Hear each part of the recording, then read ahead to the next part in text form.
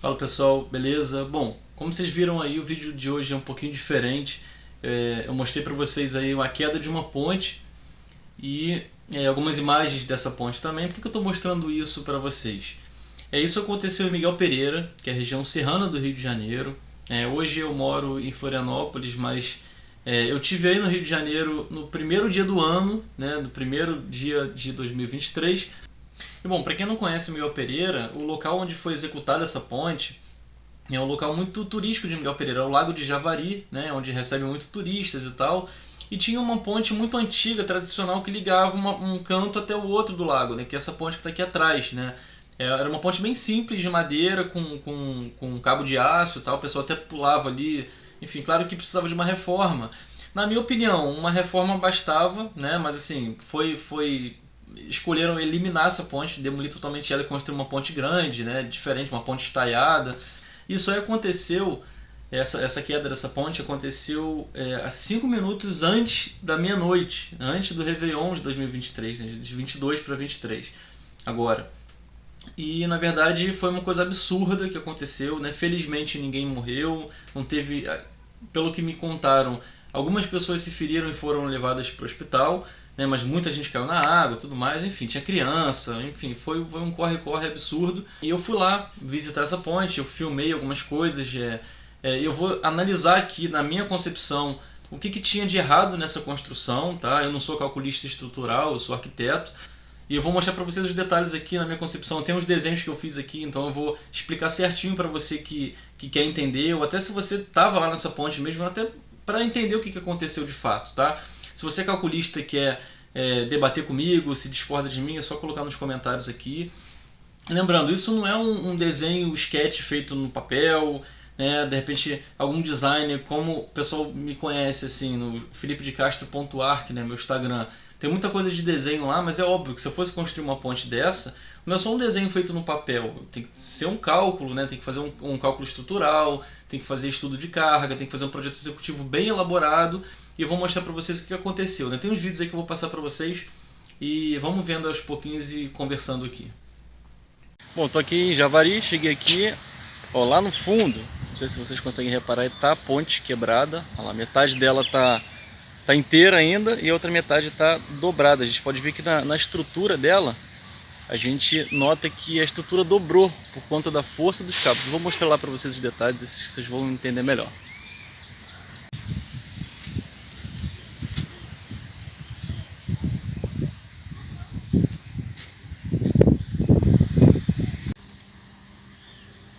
Ó, essa primeira parte é a ponte que está, a metade que está lá intacta, e essa outra parte aqui é que dobrou.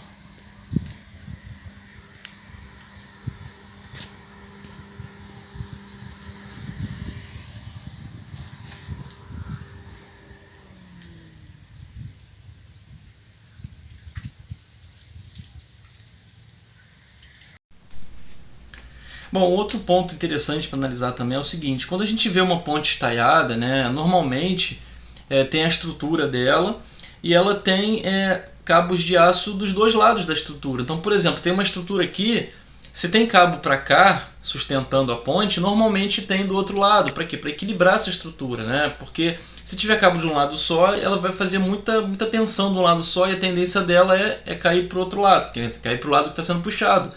Mas claro que essa ponte de Miguel Pereira, ela não tinha muito espaço, né? Até porque o outro lado era rua, então não tinha como colocar cabo do outro lado, ou de repente ancorar ela por cima da rua, ou fazer um pórtico na rua, né? Um elemento para segurar os cabos do outro lado, enfim, ou reavaliar o design da ponte, né? A questão é a seguinte: já que não tem como você colocar cabo do outro lado, não sei, fazer algum estudo para de repente inclinar a estrutura, né, mais lateralmente contra os cabos que estão sendo tensionados, enfim, alguma forma para você compensar esse peso. Ou muda o estilo da ponte, na verdade.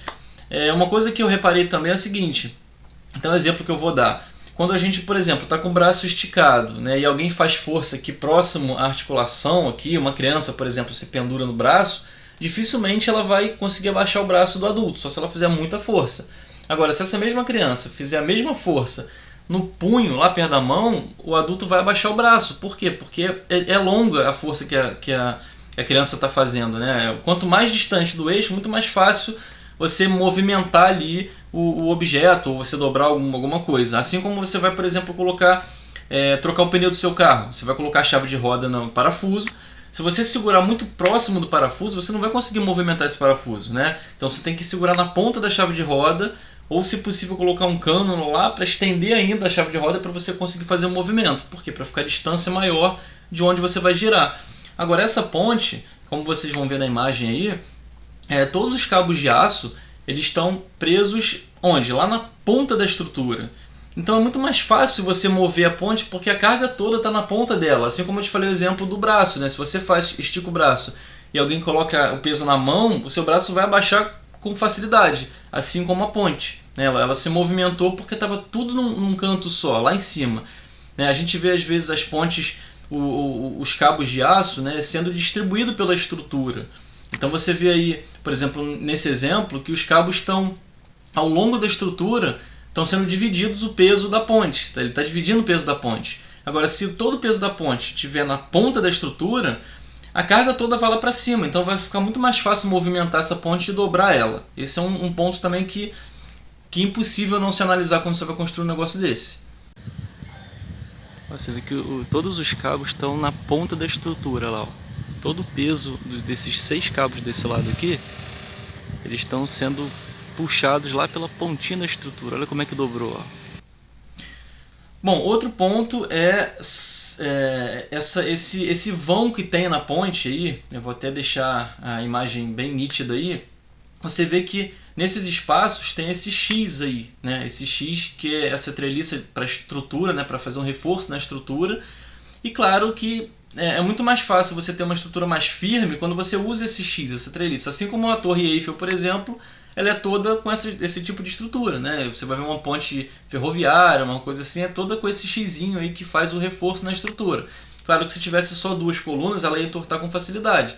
Agora, por que nessa ponte teve um espaço com esse reforço e outro espaço não? Você vê aí vários espaços intercalados aí, né? Então a ponte ela fica muito mais fraca onde não tem esse reforço, né? Assim como, por exemplo, uma barra de chocolate. Você vai quebrar uma barra de chocolate.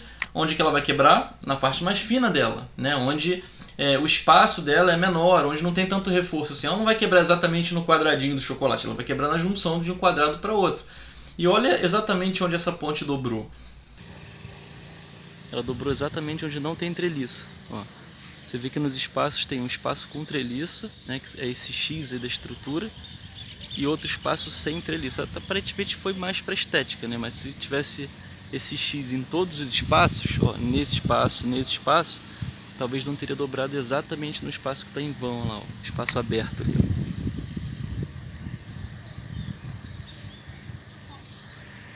Olha, tem uma imagem bem nítida aí, ela dobrou exatamente onde não tem esse X aí desse reforço, essa treliça aí fazendo a estrutura ficar mais rígida, mais forte.